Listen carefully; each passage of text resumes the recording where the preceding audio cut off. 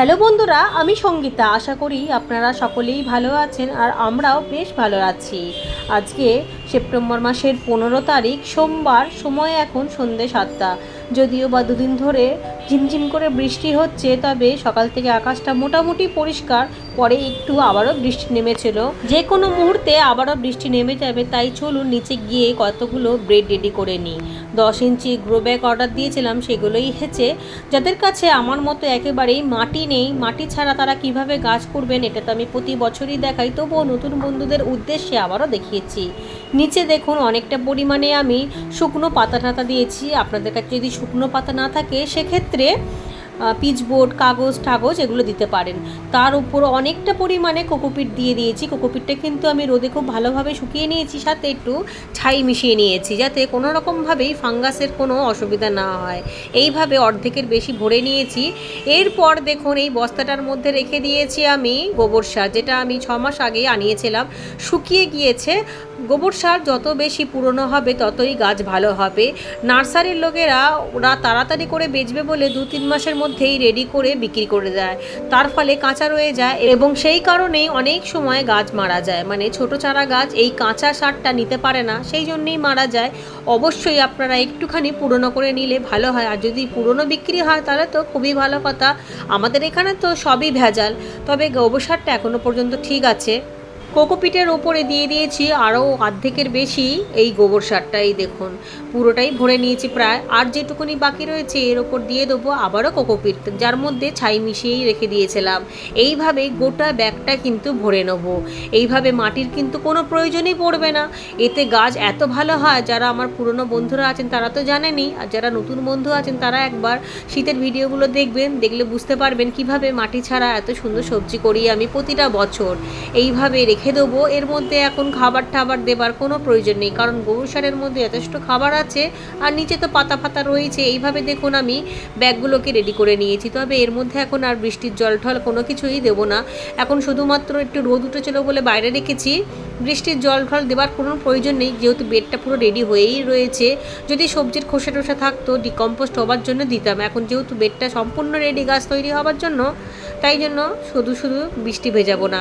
আর এতে বেডটা কতটা হালকা হয়েছে দেখুন, অনায়াসে যে কেউ তুলে নিতে পারবে, যেখানে সেখানে নিয়ে যাওয়া যাবে। মানে ছাদের এক কর্নার থেকে অন্য কর্নারে খুব সহজেই চলে আসবে।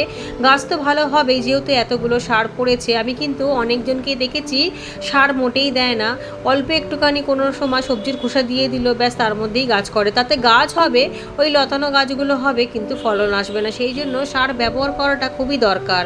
সার ছাড়া কি গাছ হয়? যারা গ্রাউন্ডে বাগান করে তারাও কিন্তু জমিটা খুশে নিয়ে সার দেয়।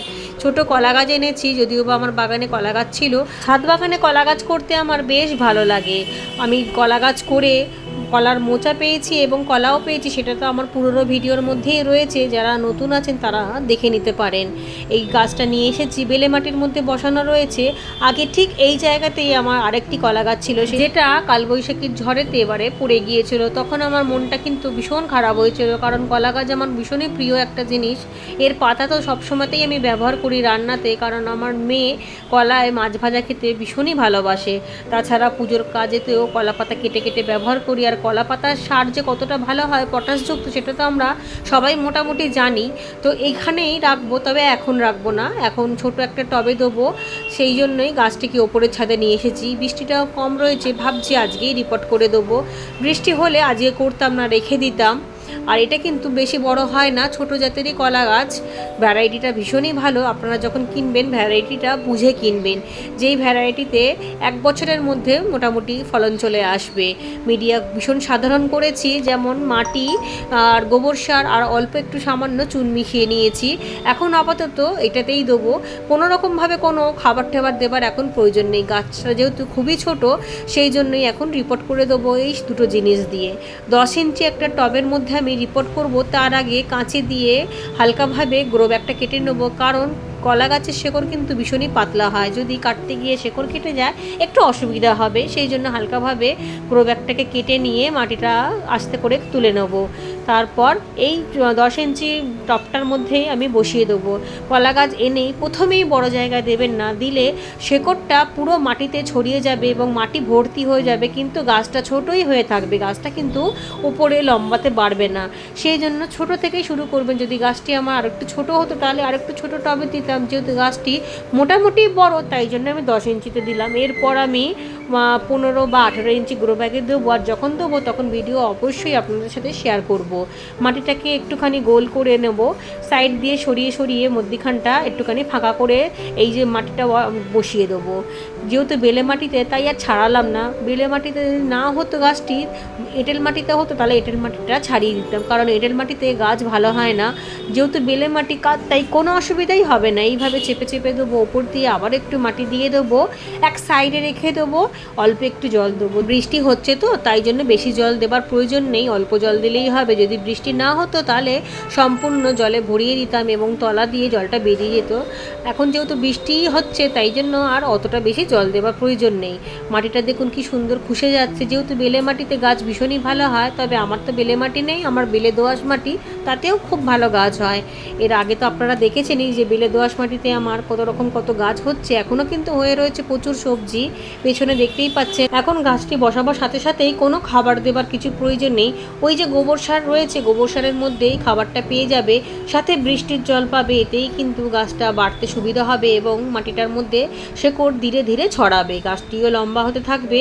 কিছুদিন পর খাবার দেওয়া শুরু করব, প্রায় 1 মাস পর আমি খাবার দেবো। তবে আপনাদেরকে বারবার বলছি, আপনারা কিন্তু ভ্যারাইটিটা বুঝে কিনবেন, যে কোনো একটা ভ্যারাইটি নিয়ে আসবেন না, সেক্ষেত্রে কিন্তু ফলনটা দেরি করে আসবে।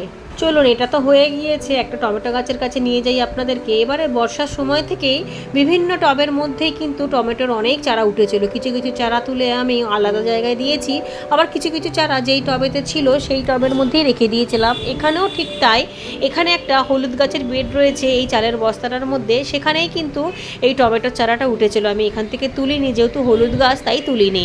গাছটি বেশ হৃষ্টপুষ্ট রয়েছে, যেহেতু মাঝে মাঝে আমি সবজির খোসা দিতাম, তাতেই গাছটার চেহারাটা ভীষণ ভালো হয়েছে। গরমের সময় একটু পাতা কুঁকড়ে গিয়েছিল, ওষুধ দেওয়াতে ঠিক হয়ে গিয়েছিল। এই নিয়ে গাছটিতে 2 বার ফুল এলো, কিন্তু প্রচণ্ড গরমের জন্য ফুলগুলো সব শুকিয়ে ঝরে গিয়েছিল। এবারে জানি না থাকবে কি থাকবে না, তবে সামনেই শীত, আশা করি গাছটিতে তো থাকবে। গাছটি থাকলেই শীতের সময় আরামসে টমেটো পাওয়া যাবে। তবে ফুলগুলোও কিন্তু ভীষণ পুষ্ট, এবারে গরমের সময় এতটা পুষ্ট ছিল না এবং এতটাও ফুল আসেনি, অল্প কটা ফুল এসেছিল। এদিকে বরবটি গাছে তো ভরে ভরে বরবটি হচ্ছে, তবে বরবটিগুলো খুব একটা পুষ্ট হয়নি, আরেকটু বড় হবে, আরেকটু ফুলবে, এখনও অনেক কচি, আরও লম্বা হবে।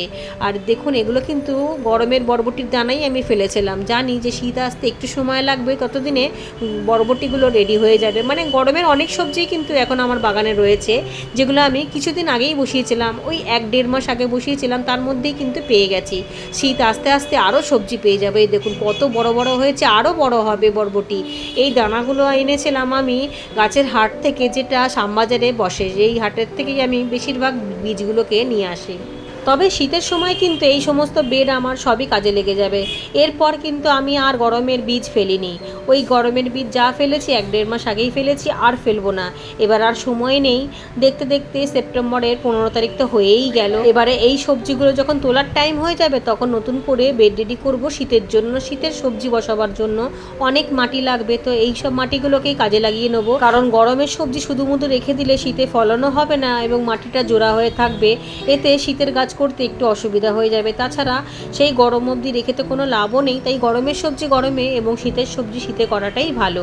টমেটোর চারাগুলোকে কালকে আমি এদিকে রাখতে ভুলে গিয়েছিলাম, মানে ঢাকা দিতে ভুলে গিয়েছিলাম, তাও বৃষ্টিটা যেহেতু অল্প হয়েছিল বলে চারাগুলো কোনো ক্ষতি হয়নি। কিন্তু এত ছোট চারার ওপর যদি সরাসরি অনেক জোরে বৃষ্টি হতো তাহলে সমস্ত চারাই মারা যেত।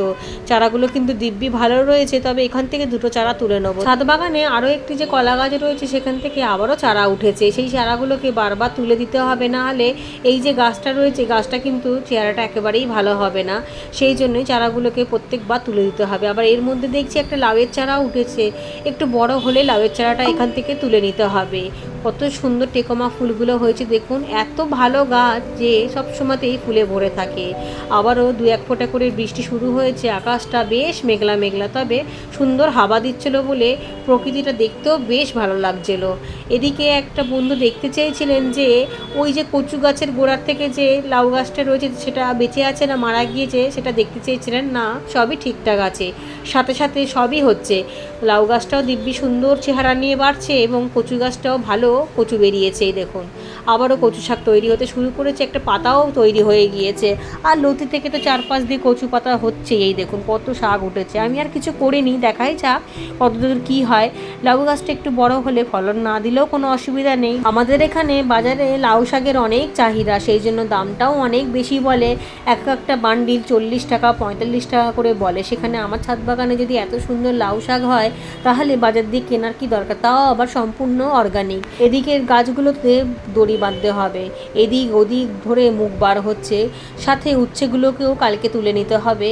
উচ্ছে রেখে দিলেই পেকে যায় এবং নিচেই চারিদিকে উচ্ছে গাছে ভরে যায়। আজকে ওপরের ছাদে কোনো কাজ করিনি, তাই ওপরের ছাদ পরিষ্কারই আছে। নিচের বাগানে যেহেতু অনেকগুলো কাজ করেছি, তাই নিচের বাগানটা আবার নেমে পরিষ্কার করতে হবে। তার আগে ঠাকুরের জন্য কিছুটা ফুল তুলে নিলাম। ঠিক আছে বন্ধুরা, আজকের ভিডিওটা আমি এখানেই রাখলাম। সবাই ভালো থাকুন।